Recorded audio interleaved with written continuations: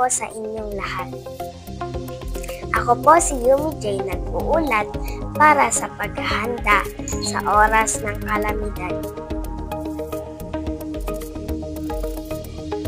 Ito po ang mga safety tips na dapat tandaan sa oras ng kalamidad.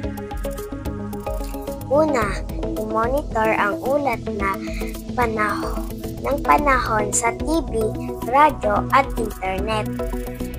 Pangalawa, suriin kung may kailangan ayusin sa inyong tahanan. Pangatlo, kausapin at paghandaan ng pamilya ang gagawin na paglikas sakaling lumakas ang bagyo.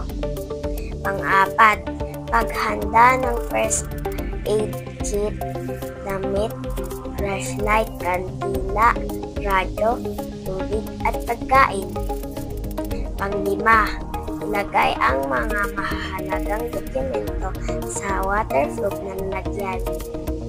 Pang-anim, i-charge ang mga cellphone para handa kung sakaling mawalan ng kuryente. Kaya ito po ay tandaan upang ligtas sa panahon ng sakuna, dahil ligtas ang may alam.